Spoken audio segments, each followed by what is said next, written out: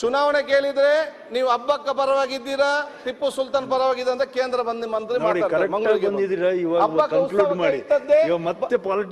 ನಮ್ಮ ಸರ್ಕಾರ ಇದ್ದಾಗ ನಾವು 50 ಲಕ್ಷ ಇಟ್ಟಿದ್ದೇವೆ ಹಬ್ಬಕ್ಕೋತ್ಸವಕ್ಕೆ. ಈ ಸರ್ಕಾರ ಬಂದು ನಮ್ಮ ಮಂತ್ರಿ ಸುನಿಲ್ ಕುಮಾರ್ ಮಂತ್ರಿ ಬರೇ 10 ಲಕ್ಷ ರೂಪಾಯಿ ಮಾತ್ರ. ನಮ್ಮ ಸರ್ಕಾರ ಇದ್ದಾಗ 8 ಕೋಟಿ ಹಬ್ಬಕ್ಕ ಭವನಿಗೆ ಸ್ಯಾಂಕ್ಷನ್ ಮಾಡಿದೆ. ಅದು ಇನ್ನೂ ಕೂಡ ಕೆಲಸ ಮಾಡಲಿಕ್ಕೆ ಇನ್ನೂ ಕೂಡ ಅವರು ಪ್ರಾರಂಭ ಮಾಡಲಿ. ಯಾಕೆ ಇನ್ನು ಎಕ್ಸ್ಟ್ರಾ 2 ಕೋಟಿ ಅವರು ಕೊಡದಿದ್ದ ಕಾರಣ ಅದು ಆ ಕಡೆವಲ್ಲ ಈ ಕಡೆವಲ್ಲ ಪರಿಸ್ಥಿತಿ ಇವತ್ತು ಆಗಿದೆ. ಆದ ಕಾರಣ ಈ ರೀತಿ ಕೊಂಡು ಕನ್ನಡ ಮತ್ತು ಸಂಸ್ಕೃತಿ ಇಲಾಖೆ ಬಹುಶಃ ಇವತ್ತು ಇದಕ್ಕೆ ಹೆಚ್ಚಿನ ಒತ್ತು ಕೊಡುವಂತ ಕೆಲಸ ಆಗಬೇಕು. ನಮ್ಮ ಭಾಷೆ Tulu academy, Konkani academy, Kodava academy ಇದಕ್ಕೆಲ್ಲ ಕೂಡ ಹೆಚ್ಚಿನ ಅನುದಾನ ಸರ್ಕಾರ ಕೊಡಬೇಕು. ಮತ್ತು ತುಳು ಭಾಷೆ ನಮ್ಮ ಜಿಲ್ಲೆಯ ದೈವ ಮತ್ತು ದೇವರು ಮಾತಾಡುವಂತ ತುಳು ಭಾಷೆ ಇವತ್ತು ಆಗಿದೆ. ದೇವರುಗಳ ಮಾತಾಡುವಂತ ಭಾಷೆ ಅದು.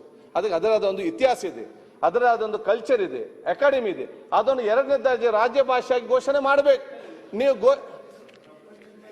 ದೇವ್ರು ಮಾತಾಡಿದ್ರೆ ನಿಮ್ ಜಿಲ್ಲೆಯಲ್ಲೇ ಆಗಲ್ಲ. ನಮ್ ಜಿಲ್ಲೆಗಳಲ್ಲಿ ದೇವ್ರು ಮಾತಾಡ್ಲಿಲ್ಲಪ್ಪ.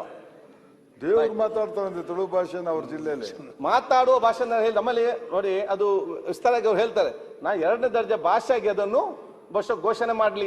ಅದಕ್ಕೆ ಘೋಷಣೆ ಮಾಡೋ ಬದಲು ನಾವೊಂದು ಅಧ್ಯಯನ ಕಮಿಟಿ ಮಾಡಿದೆ ಅಂತ ಹೇಳಿ. ಏಕೆ ತುಳು ಅಕಾಡೆಮಿ ನಮ್ಮ ಹತ್ರ ಇದೆ, ನಮ್ಮ ಹತ್ರ ಲಿಪಿ ಇದೆ, 2nd PUC ಮತ್ತು 10th ಲಿಪಿಯಲ್ಲಿ ಬರೀತಾರೆ.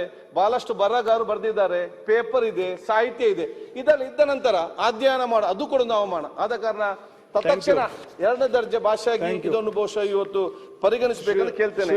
ಸಭಾದ ಇವತ್ತು ರಾಜ್ಯ ಸರ್ಕಾರದ ವಿರುದ್ಧ ರಾಜ್ಯ ಸರ್ಕಾರಕ್ಕೆ ಯಾವುದೇ ವಿಚಾರ ಮಾತಾಡಲಿಕ್ಕಿಲ್ಲ.